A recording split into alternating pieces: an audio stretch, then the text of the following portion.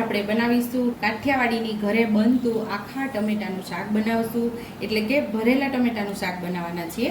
તો અહીંયા આપણે ટમેટા 5 લઈ લીધા છે. અહીંયા આપણે 1.5 ચમચી જેટલી ખાંડ લીધી છે, અડધી મુઠ્ઠી જેટલા માંડવીના બી, અડધી ચમચી આપણે સફેદ તલ, 1 લસણનો ગાંઠિયો ફોલી લીધો છે, અડધી વાટકી જેટલા ફરસાણના ગાંઠિયા લીધા છે. આ જગ્યા ઉપર તમે કોઈ પણ ફરસાણનો ઉપયોગ કરી શકો છો. તીખા ગાંઠિયા, સેવ હોય કે ચવાણું હોય, કોઈ પણ ફરસાણનો અહીંયા ઉપયોગ કરી શકો છો. અથવા તમારી પાસે ફરસાણ ન હોય તો પછી ચણાના લોટને શેકીને પણ અહીંયા ઉપયોગમાં લઈ શકો છો. અહીંયા લીલા ધાણા, બાકી રેગ્યુલર મસાલિયાની અંદરથી મસાલાનો ઉપયોગ કરી અને ટેસ્ટી એવું આપણે ભરેલા ટમેટાનું આજે શાક બનાવવાના છીએ. અહીંયા આપણે ટમેટાને સરસ કાપી લેવાના છે, એટલે કે સુધારી લેવાના છે. આખા નથી સુધારવાના, આવી રીતે કાપા પાડવાના છે. છેક સુધી નહીં, અડધી છેક સુધી આપણે કાપો નથી પાડવાનો, આવી રીતે 4 ભાગ કરવાના છે. જો આવી રીતે આપણે અંદર મસાલો ભરી શકીએ. તો બધા આપણે ટમેટાની અંદર એવી રીતે કાપા કરી લઈશું. ટમેટાને આપણે સરસ ધોઈ લીધા છે. અહીંયા આપણે મિક્સર જારમાં બધું પીસી લેવાનું છે. અહીંયા આપણે લસણ ઉમેરી દઈશું, તલ, માંડવીના બી, ગાંઠિયા,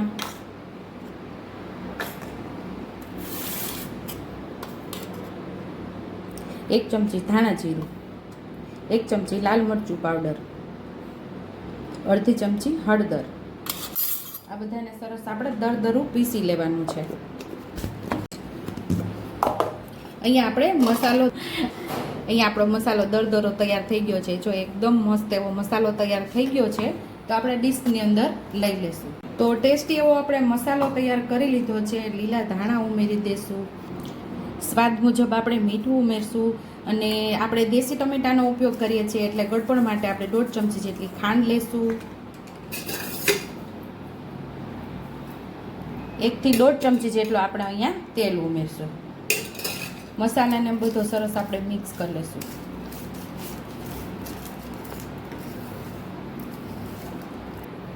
અહીંયા હવે આપણે મસાલો જે તૈયાર કરેલો એ ટમેટામાં આપણે સરસ ભરી લેવાનો છે.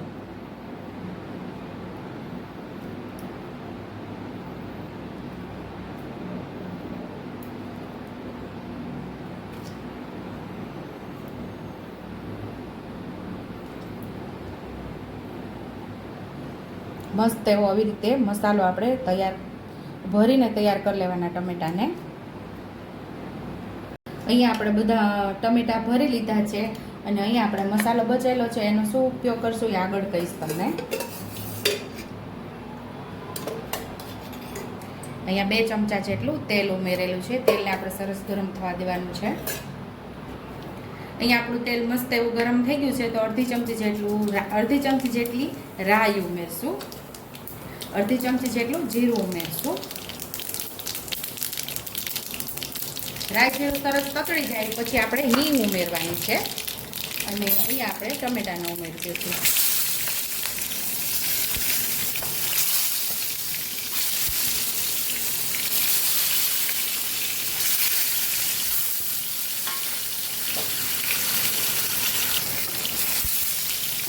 ટમેટા સરસ આપણે સાતળી લેવાના છે. ટમેટા તેલ સાથે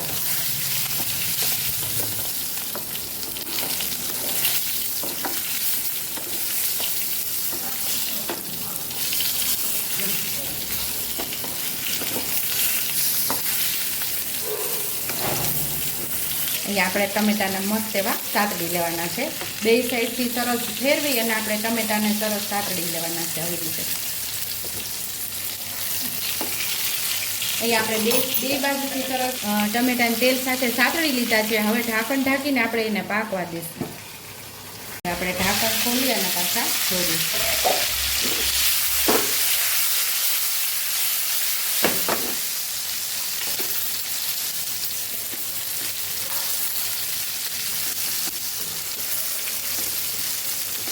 પાછી બીજી સાઈડથી જ આપણે પકાવી લઈશું ઢાંકણ ઢાંકીને.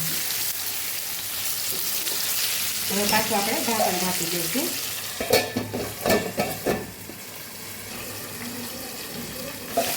પછી આપણે ખોલીને જોઈ લઈશું. તો આપણા ટમેટા એકદમ સરસ પાકી જ ગયા છે. ઉપરથી એની સ્કીન પણ સરસ ઢીલી થઈ ગઈ છે. જો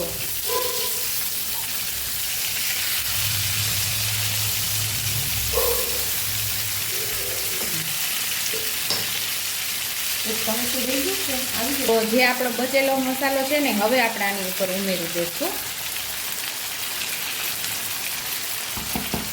હવે આની અંદર આપણે બહુ રસો નથી થવા દેવાનો, થોડુંક પાણી આપણે છટકોરશું ઉપરથી. આપણે હાથમાં લઈ થોડું પાણી અને આમ છટકોરી દેવાનું છે. બસ માત્ર આવી રીતે, અને પાછું ઢાંકીને થોડી વાર થવા દઈશું.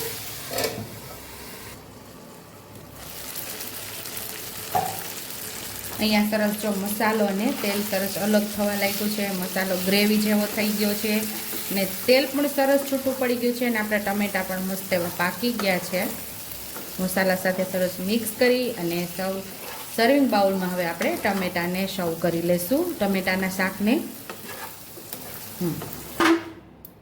તો અહીંયા આપણું ટેસ્ટી એવું ભરેલા ટમેટાનું શાક તૈયાર છે. ઉપરથી આપણે લીલા ધાણાથી ગાર્નિશ કરી દઈશું. જો તમને મારી રેસીપી પસંદ આવી હોય તો મારી રેસીપીને લાઇક કરજો, શેર કરજો, સબસ્ક્રાઈબ કરજો, હાઈપ કરજો, બેલ આઇકોને દબાવતા ભૂલતા નહીં, અને કમેન્ટ બોક્સમાં કમેન્ટ કરજો કે મારી રેસીપી કેવી લાગી. તો આવજો.